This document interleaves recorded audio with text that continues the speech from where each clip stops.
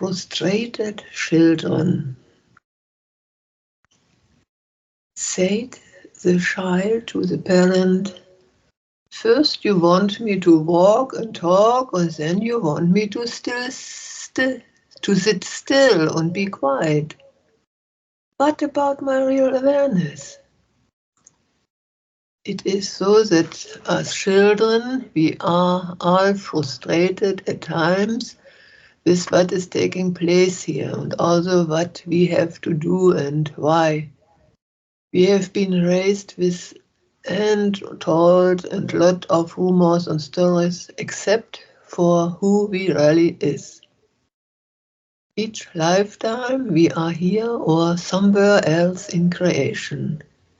We get a new body and mind to operate with, and so as we start to create and enter this particular dimensions again, we once again forgot why we came here and from where. So as we grow up with our age and experience, the rumors and stories we have been told seem to make some kind of sense. I'm sure there are some unaware people who think that a deity also created their car, as we have been told about who created our bodies.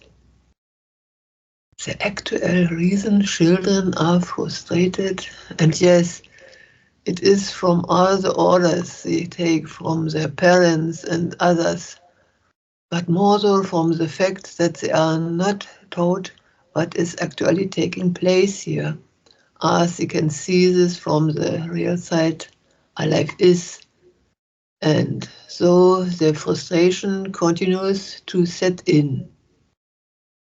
As we become the adult, these hidden frustrations are still with us. The WorldKontrollers, who are multidimensional NumbWits, know this about everyone. And so, as a person passes from this dimension into another dimension, they are handled by those who control others.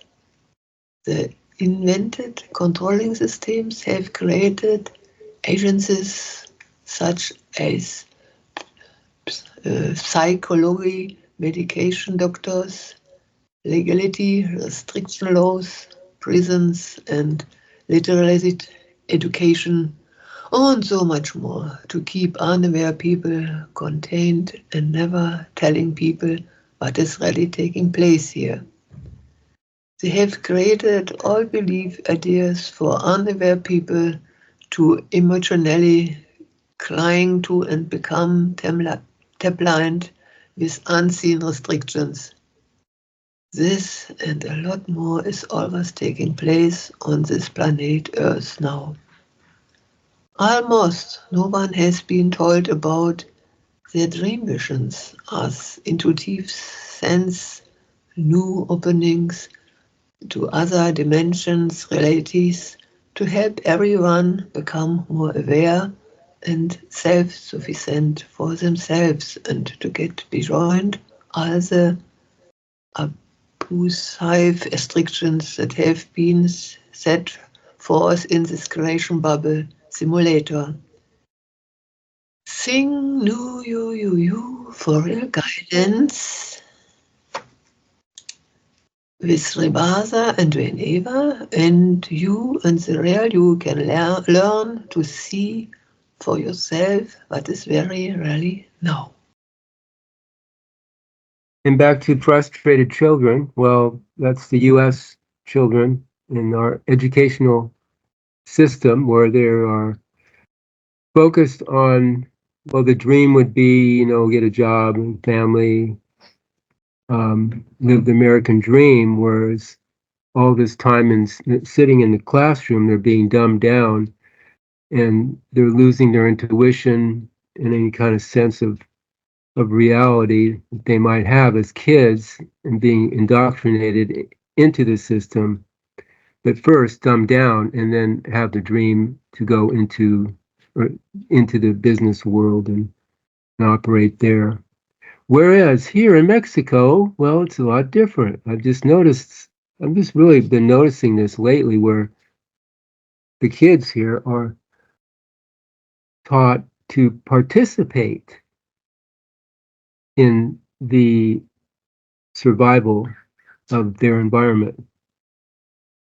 It's a lot different than the US, where they have no connection with the survivability of the environment that they're in, except for their survivability of the business world.